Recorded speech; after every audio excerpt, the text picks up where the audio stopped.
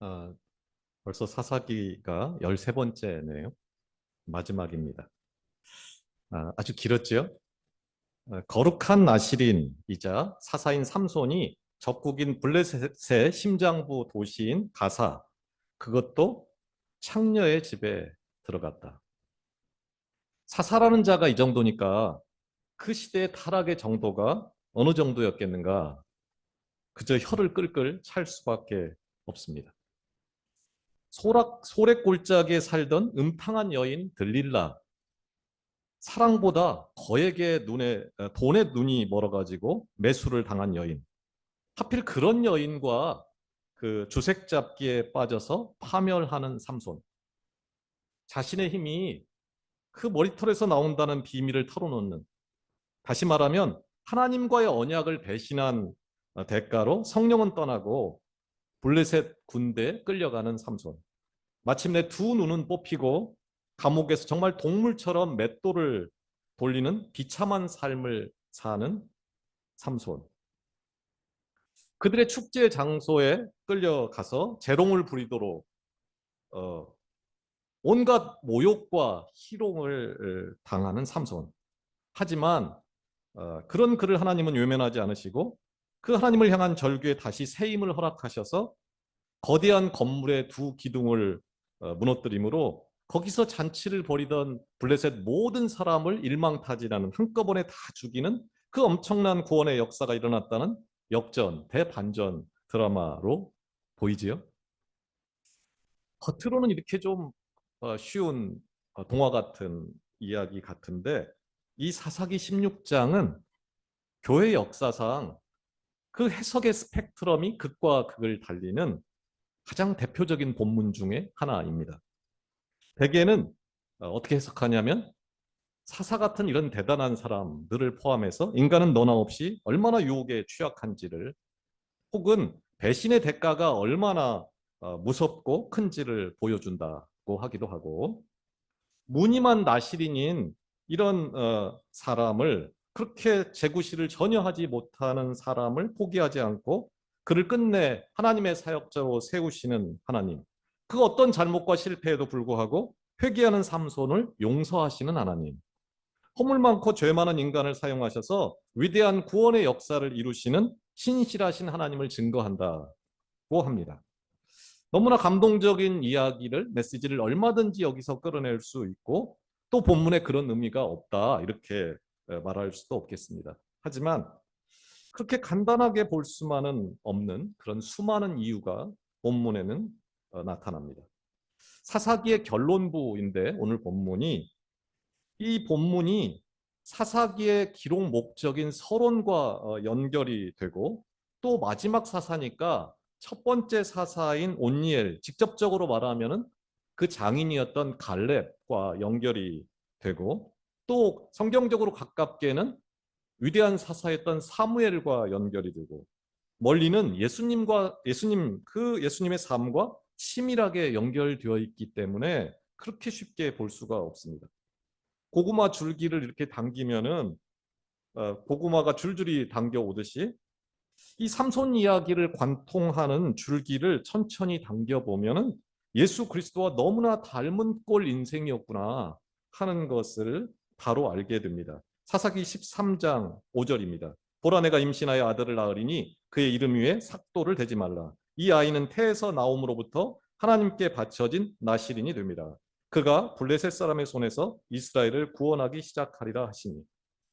누가 구원을 하냐면 삼손이, 하나님이 구원하는 게 아닙니다. 삼손이 구원하기 시작한다라고 말합니다. 24절에서 25절입니다. 그 여인이 아들을 낳음에 그의 이름을 삼손이라 하니라. 그 아이가 자라매 여호와께서 그에게 복을 주시더니 소라와 아스타올 사이 마하네단에서 여호와의 영이 그를 움직이기 시작하셨더라.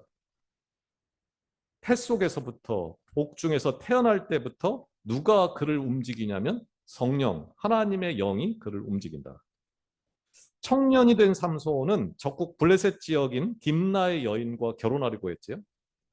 그런데 그 이방인 여인과 결혼하라는 그의 본심을 아무도, 심지어 그의 부모도 몰랐다. 이렇게 성경은 증언합니다. 14장 4절이었지요. 그때 블레셋 사람이 이스라엘을 다스린 까닭에 삼손이 틈을 타서 블레셋 사람을 치려 함이었으나 그의 부모는 이 일이 여호와께로부터 나온 것인 줄은 생각하지 못하였더라. 알지 못하였더라. 이후에 딥나이 여인과 관련해서 수많은 사건이 벌어질 때마다 인간의 눈으로 보면 진짜 개망나니 같은 삼손인데 성경은 곳곳에서 전혀 반대되는 이야기를 합니다. 14장 6절은 이렇게 말하죠. 여호와의 영이 삼손에게 강하게 임하니 그가 손에 아무것도 없이 그 사자를 염소 새끼를 찢는 것 같이 찢었으나 그는 자기가 행한 일을 부모에게 알리지 아니하였더라. 19절입니다. 여호와의 영이 삼손에게 갑자기 임하심에 삼손이 아스글론에 내려가서 그곳 사람 30명을 쳐 죽이고 노력하여 수수께끼를 푼 자들에게 옷을 주고 심히 노하여 그의 아버지의 집으로 올라갔고 15장 14절입니다. 삼손이 네이의 이름에 블레셋 사람들이 그에게로 마주 나가며 소리 지를 때 여호와의 영이 삼손에게 갑자기 임하심에 그의 팔 위에 밧줄이 불탄 삼과 같이 그의 결박되었던 손에서 떨어진지라. 그리고는 그 모든 말씀의 끝에는 이런 결론을 내립니다. 15장 20절입니다. 블레셋 사람의 때에 삼손이 이스라엘의 사사로 20년 동안 지냈더라. 무려 20년을 한결같이 하나님의 손에 붙들린 구원자로 삼손이 사역했다라는 것입니다. 오늘 읽은 본문의 그 길고 긴 본문의 끝에도 재차 그것을 확증합니다. 16장 31절이었죠. 그의 형제와 아버지의 온 집이 다 내려가서 그의 시체를 가지고 올라가서 소라와 에스타올 사이 그의 아버지 마노아의 장지에 장사하니라. 삼손이 이스라엘의 사사로 20년 동안 지냈다. 죽을 때도 그는 사사였다라는 것입니다. 삼손의 이야기는 4장에 걸쳐서 거의 100절 정도 되지 아주 긴 이야기인데 크게 세 여자의 이야기로 구분해서 볼 수 있죠. 첫째는 블레셋 땅에 살던 딥나의 여인, 둘째는 블레셋의 중심 도시 가사에 살던 가사에 살던 창녀, 셋째는 돈에 눈이 멀어서 삼손을 팔아먹은 소렉 골짜기에 살던 여인 들릴라 부분입니다. 세 개를 성경이 나란히 배치할 때는 성경은 구조적으로 핵심을 어디다 갖다 놓는 경향이 있냐면 가운데 갖다 놓는 경향이 있습니다. 따라서 오늘 말씀을 해석하려면 가사의 창녀 이야기에 초점을 맞춰야 하고 또 들릴라 이야기에도 가운데 핵심이 있다고 생각을 한다면은 삼손이 하나님을 배신하고 다시 말하면 들릴라에게 배신을 당하고 눈을 뽑히는 그 장면 그게 핵심 메시지를 갖고 있을 필요가 가능성이 많으니까 주의 깊게 볼 필요가 있어요. 근데 이게 쉽지 않다는 거죠. 가장 이상한 문구거든요. 아무튼 앞서 2번에 걸쳐 딥나의 여인과 관련된 이야기를 했고 오늘은 그 하이라이트라고 할 수 있는 가사의 창녀와 소랫골짜기의 들릴라를 묶어서 나누려고 합니다. 오늘 우리는 이전에 사사기를 시작하면서 사사기의 기록 목적이 몇 가지? 2가지다고 했습니다. 첫째는 그 여호수아의 정복 전쟁 이후에 태어난 전쟁을 알지 못하는 세대에게 진짜 전쟁이 사람이 살면서 살아야 하는 그 전쟁이 뭔지를 알게 하려고. 둘째는 그들이 하나님의 말씀에 순종하는지 아니하는지 테스트해 보려고 그 글을 썼다고 했어요. 그러니까 시작이 그랬으니까 오늘 말씀을 마무리하는 이 결론부인 삼손의 이야기 중에 어느 정도 이거에 대한 답이 나와 있을 거다. 이렇게 이제 생각하는 것은 당연할 것입니다. 사사기 내부로 들어가도 마찬가지예요. 사사기는 사사가 몇 명이 나오냐면 몇 명이 나왔죠? 12명. 12번째 사사죠, 삼손이. 그런데 이 모든 사사의 이야기는 일정한 패턴이 있어요. 뭐가 있죠? 처음에는 배교를 합니다. 그리고 하나님이 징계를 합니다. 그리고 이스라엘이 회개를 합니다. 그리고 하나님이 구원을 합니다. 오늘 이 마지막 오늘 우리가 읽은 본문은 어디에 해당하냐면 구원에 해당하는 부분이에요. 그러니까 누가 배신을 했다, 누가 타락을 했다 이런 이야기를 하고 싶은 부분이 아니고 하나님이 어떻게 구원을 하는가 하는 것을 보여주는 부분입니다. 또 이 삼손 이야기를 푸는 열쇠 해당하는 것 중에 하나가 뭐냐면 하나님이 자신을 삼손 이야기에서 뭐라고 말하고 있는가, 뭐라고 정의하는가 하는 것을 하는 것 중에 나타납니다. 마노아가 묻지요. 당신이 누굽니까? 그랬더니 하나님이 뭐라고 말씀하셨죠? 나는 기묘자다. 나는 인간의 모든 예상을 뛰어넘는 이해 불가의 하나님이다. 라고 한 부분입니다. 그런가 하면은 하나 더 염두에 둬야 될 게 있는데요. 사사기라는 이런 기록을 뭐라고 부르냐면은 역사서 이렇게 부릅니다. 당대 기록이 아니고 역사 속에 어떤 있었던 사실을 후대에 기록했다는 거예요. 근데 사실 그대로를 기록한 게 아니고 일정한 사관을 가지고 사건을 재해석해서 어떤 목적에 따라서 기술했다라는 거예요. 그러니까 제일 중요한 게 뭐냐면 도대체 어떤 목적을 가지고 이 길고 긴 이야기를 기록했느냐 하는 것이 중요합니다. 오늘 읽은 사사기는 언제 기록되었냐면 이스라엘이 바벨론에 철저히 파괴되고 멸망해서 나라는 흔적도 없이 사라지고 백성은 짐승처럼 바벨론의 포로로 끌려갔었던 시절에 우리가 왜 이 지경이 되었지? 어떻게 하면 잃어버린 나라, 잃어버린 삶을 되찾을 수 있을 것인가 하는 역사상 단 한 번도 이루어진 적이 없는 그런 인간적으로는 불가능한 그런 목표에 대한 하나님의 해법으로 주어진 것입니다. 이 오늘 읽은 삼손 이야기가 더 해석이 어려운 이유 중에 하나는 뭐냐면은 포로로 잡혀가서 살고 있는 백성에게 그 거룩한 나라에 대한 소명을 일깨워주는, 다시 말하면은 잃어버린 나라를 되찾자는 독립운동 메시지라는 거예요. 어, 우리가 36년 동안 일제 치하에서 살 때 독립운동가들이 자기들의 메시지를 사람들에게 전할 때 어떻게 할까요? 누가 봐도 나라를 되찾자는 그런 선동 메시지라는 것이 뻔한 방식으로 그렇게 글을 쓰고 그 글을 배포해서 읽을까요? 그럴 수가 없겠지요. 그저 그런 이야기 속에, 그 윤리나 도덕 같은 이야기 속에 대체 무슨 이야기를 하는 건지, 저게 오리무죽인 이야기 속에 자기들만이 아는 어떤 비밀 키를 숨겨두고 그 키를 아는 사람만 그 이야기의 의미를 환하게 알게 하는 방식.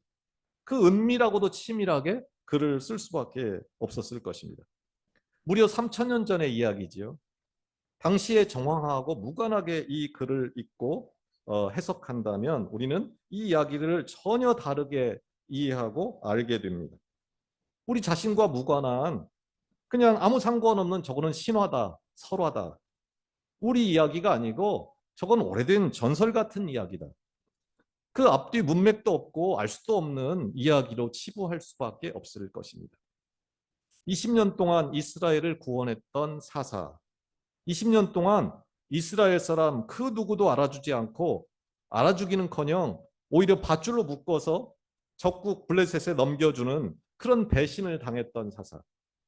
레이에서 나귀 턱뼈 하나로 1,000명을 죽일 때 너무 힘들고 지쳐 목이 말라 죽을 지경이었지만 누구 하나 물 한 모금 갖다 주지 않는 그 고독과 목마름 가운데 살았던 사사 삼손. 그 삼손의 인생의 절정, 하이라이트, 클라이막스가 16장, 오늘 읽은 본문입니다. 16장 1절은 이렇게 시작했죠. 삼손이 가사에 가서 거기서 한 기생을 보고 그에게로 들어갔더니 가사 사람들에게 삼손이 왔다고 알려지매 그들이 곧 그를 에워싸고 밤새도록 성문에 매복하고 밤새도록 조용히 하며 이르기를 새벽이 오거든 그를 죽이리라 하였더라. 삼손이 밤중까지 누워있다가 그 밤중에 일어나 성 문짝들과 두 문설주와 문빗장을 빼어가지고 그것들을 모두 어깨에 메고 헤브론 앞산 꼭대기로 가요. 이 무슨 달밤에 체조하는 소린가. 이 본문을 이렇게 해석하는 아주 유명한 학자가 있습니다. 뭔 말인지 모르겠다는 거예요. 자기 사명을 망각하고 창녀에게 가서 기생질이라 하는 그런 이상한 짓거리를 하는 사사다. 이렇게 본 것입니다. 하지만 말씀드린 대로 진리의 성령께서 곳곳에 남겨두신 열쇠, 이정표를 따라 천천히 한번 안으로 들어가 보도록 하죠.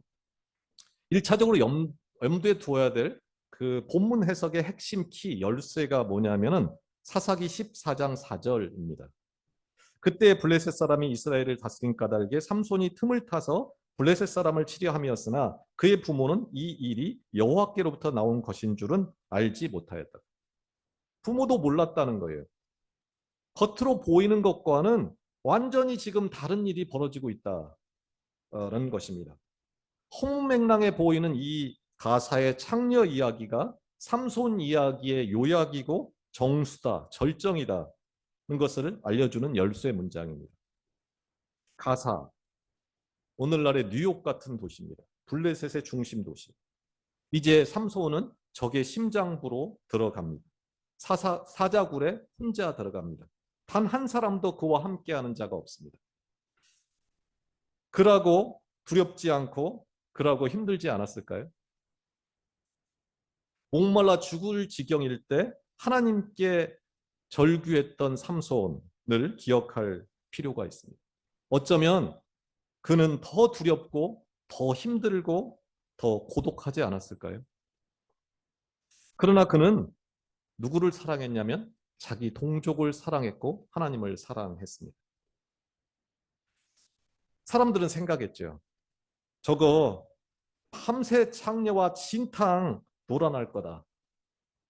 그렇게 생각을 하고 그들은 새벽이 올 때까지 힘이 다 빠질 때까지 기다렸다가 그를 죽일 거다. 작정을 하고 포위를 하고 새벽을 기다립니다.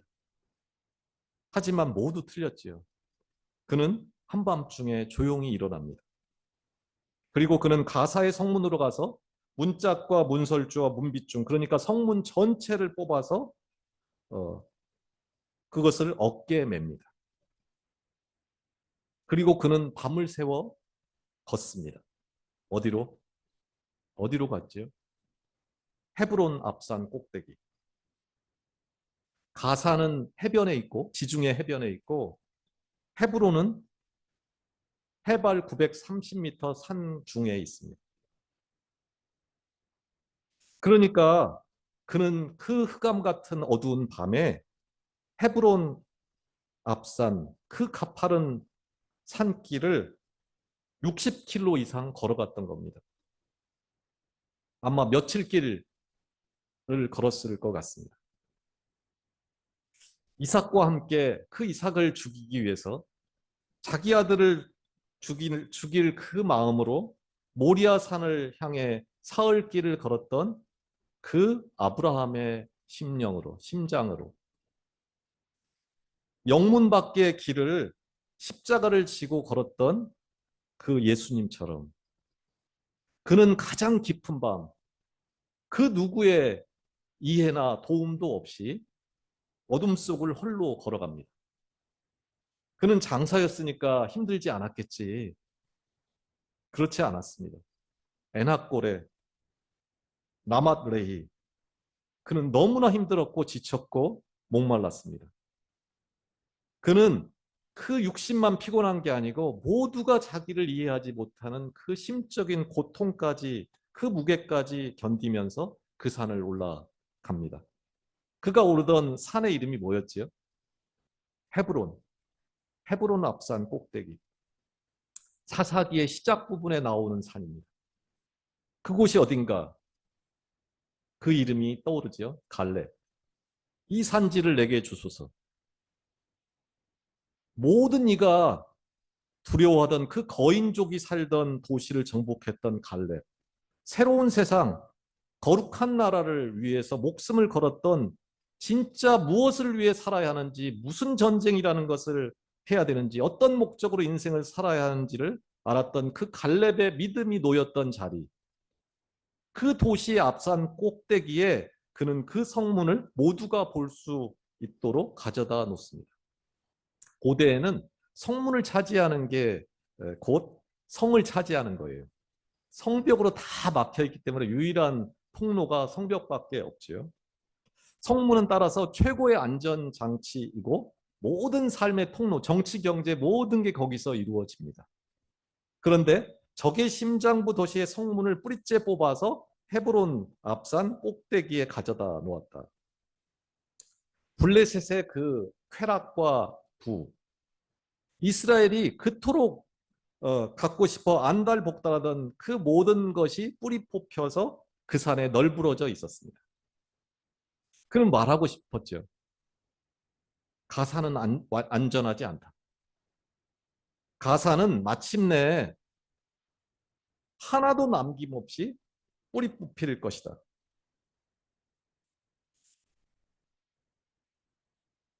그것들은 이스라엘은커녕 자기 자신도 지킬 수 없다라는 것을 삼손은 보여준 겁니다. 그는 헤브론 앞산에 그 성문을 가져다 놓고서 처음으로 다시 돌아가라. 갈렙의 소리, 이 산지를 내게 주소서. 이 큰 땅 차지하고 잘 먹고 잘 살려고 이 땅을 달라고 한 게 아닌 거죠. 거룩한 나라, 그 하나님의 나라를 향한 전쟁만이 영원히 가치 있고 그 믿음만이 영원히 쇠하지 않는 나라로 인도하는 그런 견고한 뿌리임을 기억하라. 잊지 말라고 하는 것입니다. 삼손 스스로도 그 어두운 밤, 깊은 밤을 지나는 경험을 통해서 정말 이 깊은 어둠에 빠진 우리 인생의 밤에 정말 무엇이 뿌리 뽑혀야 하고 무엇이 다시 살아나야 하는가 하는지를 그 스스로도 그것을 알고 체험하게 됩니다. 그리고 그 결과, 그 밤을 지난 결과, 그 삼손의 삶의 열매로 나타난 게 뭐냐면은 소렉 골짜기의 들릴라 이야기입니다. 가사의 창녀 이야기에 대한 삼손의 자기 삶에 대한 실천 적용. 그러니까 가장 문제 많은 장면이 아니고 가장 아름다운 장면을 보여주는 게 들릴라 이야기라는 것입니다. 가사의 창녀 이야기가 그 들릴라 몇 줄 안 되죠. 세 줄을 가지고 뒤에 30줄을 미리 요약해 놓은 거예요. 그것을 이해하는 열쇠라는 거예요.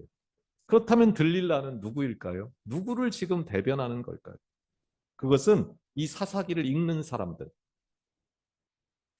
곧 바벨론의 포로지에서 처음에는 짐승처럼 살았을지 모르지만 이제는 세계 최고의 도시에서 최강의 나라에서 남부러울 것 없이 떵떵거리며 살게 된 다신 그 초라하고 별 볼 일 없는 그런 나라로 돌아갈 이유가 없는 배부른 인생을 사는 사람들. 그 거룩한 나라를 꿈꾸기를 포기하고 돈에 눈이 멀고 쾌락에 눈이 먼 이스라엘 사람들을 가리키는 게 이 들릴라입니다. 세상의 부와 쾌락, 그것과 짝할 때 무슨 일이 일어나는가? 돈에 매수당하고 진정 사랑할 대상의 눈을 파버리는 결과를 초래한다는 것을 무섭게 보여주고 있는 것입니다. 하나님을 십자가에 매달게 된다는 거예요, 결국에는. 바벨론 포로지에서 이미 부유해진 사람들, 날개는 있는데 날 수 없는 거위처럼 정말 포동포동 살이 찐 그 거위의 모습으로 나타난 것이 바로 들릴라라는 여인입니다. 생각해 보십시오. 오늘 길게 본문을 읽었는데 삼손이 과연 몰랐을까요? 몇 번의 줄다리기를 하는 동안 성경은 그 방에 삼손과 들릴라의 방에 누가 있었다고 말하지요? 계속 블레셋 사람들이 매복하고 있었대요. 아니 그 좁은 방에 어디에 매복합니까? 성경이 이 말을 왜 기록하고 있다고 생각하세요? 들릴라에게 너무 그냥 깊이 빠져서 방 안에 누가 있는지도 모를 만큼 그렇게 삼손이 제정신이 아니었다? 그럴 수가 있나요? 남녀 관계의 특성을 한번 생각해 보시지요. 오히려 질투 때문에 더 잘 파악했을 겁니다. 삼손이 이미 모든 것을 알고 있었다는 것을 나타내는 실마리입니다. 삼손은 알았습니다. 그런데 왜? 삼손은 수없이 많은 밤에 번민하고 정말 죽을 지경이었을까요? 그리고 끝내 그 비밀을 포설하고 죽음의 길을 선택하고 말았을까요? 왜 그랬을까요? 그것은 그 자신을 배신하는 그녀를 그가 사랑했기 때문입니다. 자신을 버린 이스라엘을 사랑하던 그 하나님의 마음과 같은 거죠. 하지만 아무리 그녀를 사랑하고 사랑했더라도 그가 그녀를 위해 죽는 길을 선택하는 것은 말처럼 쉽지는 않았습니다. 십자가를 지기 전에 그 하나님을 거절하고 배신하는 인간들을 위해 날이 새도록 땀이 핏방울이 되도록 간절하게 기도했던 예수님처럼 삼손도 수많은 밤을 번민하다가 마침내 죽음의 길을 선택합니다. 자기 생명, 자기 인생의 키를 누구에게 넘기냐면 하나님한테 넘긴 겁니다. 죽음마저 하나님의 손에 맡긴 거지요. 그랬더니 무슨 일이 일어났는가? 그게 16장 30절 결론입니다. 삼손이 이르되 블레셋 사람과 함께 죽기를 원하노라 하고 힘을 다하여 몸을 굽히매 그 집이 곧 무너져 그 안에 있는 모든 방백들과 온 백성이 덮이니 삼손이 죽을 때 죽인 자가 살았을 때 죽인 자보다 더욱 많았더라. 회사에서 이렇게 결제를 할 때 전결이라는 거 아세요? 전결? 권리를 위임하는 거죠. 줘버리는 겁니다. 이처럼 일부를 누군가에게 네 맘대로 해. 내가 다 따를게. 뭐 그럴 수는 있지요. 부분적으로는. 그런데 사람이 세상에서 가장 위임하기 힘든 것, 줘버리기 힘든 것, 그게 뭘까요? 그게 내 인생의 주도권, 내 삶의 생사 여탈권을 누군가한테 주는 겁니다. 날 살리든지 죽이든지 네 맘대로 해라. 그게 가능한 일일까요? 누군가를 극도로 사랑하지 않으면 불가능한 일입니다. 그런데 오늘 삼손은 마침내 자기 인생, 자기 생명, 심지어 죽음까지도 하나님께 그 선택권, 그 키를 넘깁니다. 바로 그때까지 자기가 주도권을 가지고 있으면서 평생에 걸쳐 땀과 수고로 이룬 그 모든 성과보다 더 나은 결과를 그 하나님께 주도권을 넘긴 찰나에 얻어냈다라는 거예요. 오늘 성경이 정확히 말하고 싶은 것이 바로 이것입니다. 성경에서 말하는 믿음이 뭔가요?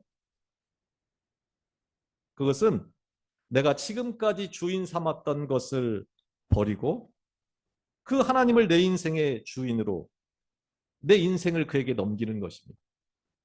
내 인생의 키를, 내 인생의 주도권을 넘기는 것을 말합니다. 보통 문제가 아닌 거예요. 정말 불안하기 짝이 없고 그 위험천만한 것을 그 내가 영원히 행복하기 위해서는 이것 말고는 더 좋은 방법이 없다. 이게 최상 최고의 방법이다 확신하면서 마음을 확정하는 것. 그게 믿음이라는 것입니다. 삼손은 죽을 때 살아있을 때보다 훨씬 더 큰 일을 할 수 있었죠. 내가 성령의 다스림 가운데 나를 맡길 때, 내 삶의 키를 예수에게 맡길 때 그런 일이 일어날 수 있다는 것을 믿는 믿음 안에서 거하는 것을 우리는 뭐라고 부르냐면 성령 충만이다 라고 말합니다. 내 경험, 내 지혜, 내 생각을 죽이고 오직 말씀에 의지해서 내 삶의 길을 결정할 때 그런 일이 일어난다는 믿음으로 사는 상태를 말합니다. 구원, 그건 다른 게 아닙니다. 나를 위해 자신을 버린 그 십자가를 지신 그분이, 그 전능하신 그분이 나보다 나를 더 사랑하기 때문에 그분께 내 삶의 주도권을 드릴 때 내가 가장 행복할 수 있음을 믿는 믿음으로 그에게 내 삶의 주도권, 내 삶의 키, 열쇠를 드리는 것, 그것을 구원이다. 이렇게 성경은 말합니다. 내 영원한 미래를 그분한테 맡기는 거예요. 그때를 성경은 뭐라고 말하냐면 그 사람 거듭났다. 사망에서 생명으로 옮겼다. 라고 말하는 것입니다. 그때 내가 가진 모든 것들이 변합니다. 환상적인 변화를 네가 알게 될 거다라고 성경은 말합니다. 그게 고린도전서 15장 42절에서 44절입니다.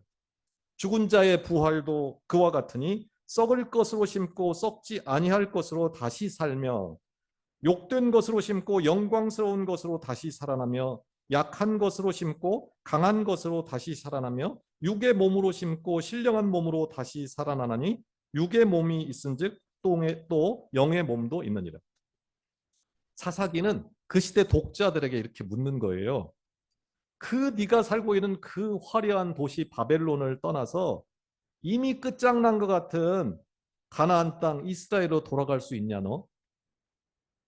그 선택권을 하나님께 드리고 하나님 나라를 위해서 그 불안하기 짝이 없는 그 위험천만한 그 칠흑 같은 어둠을 뚫고 고단한 고단한 산을 오르는 것 같은 그 죽음과 배신이 가득한 그 길로 돌아올 수 있냐? 그런 사람 혹시 있냐?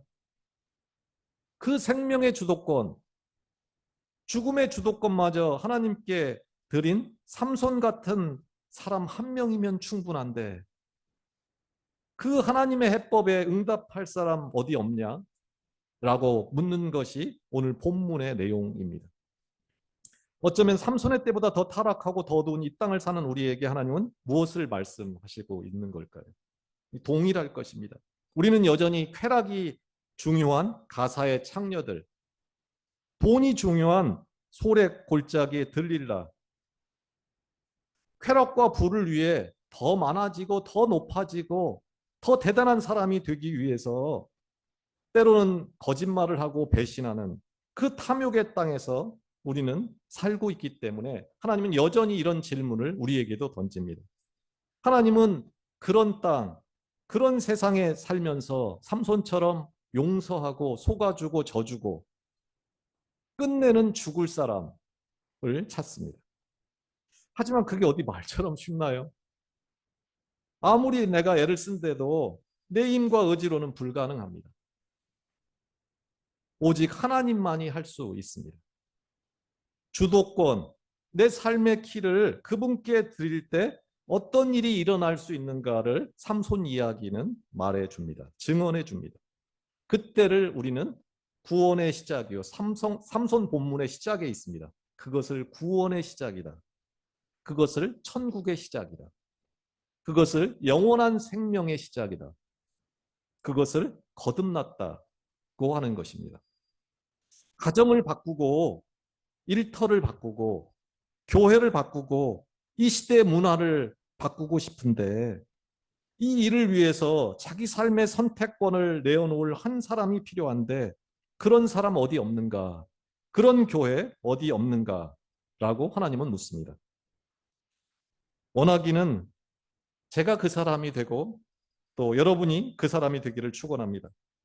속아주고 져주고 아무도 알아주지 않아도 아무도 함께하지 않아도 오해받고 살아도 우리 가정을 내 일터를 내 교회를 이 땅을 구원하실 하나님을 신뢰함으로 내가 지금 가진 것을 내어놓는 내 인생의 주도권을 내어드리는 비록 힘들겠지만 그것마저도 기쁨과 영광이 되는 그래서 매일이 새로운 여행 같고 오히려 늘 하나님과 동행하는 선물 같은 삶이 되기를 바랍니다. 이 한 주간 삼손처럼 그 어둠의 땅에서 일어서는 배신과 탐욕의 땅에서 내 감정까지도 하나님께 맡기고 살기로 결단하는 말씀의 능력에 사로잡혀서 그 많은 사람의 소리, 다수의 소리가 아니라 진리의 성령의 음성을 따라 사는 하나님께 내 삶을 영원히 맡기는 결단과 은혜가 있기를 축원합니다. 기도하겠습니다.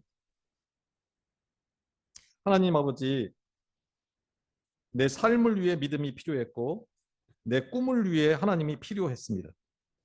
내 고통을 치료받기 위해 기도하고 내 평안을 위해 기도하며 살았습니다. 작은 것이야 기꺼이 내놓겠지만 내 삶의 큰 부분은 내놓기에 인색하기 그지 없었습니다.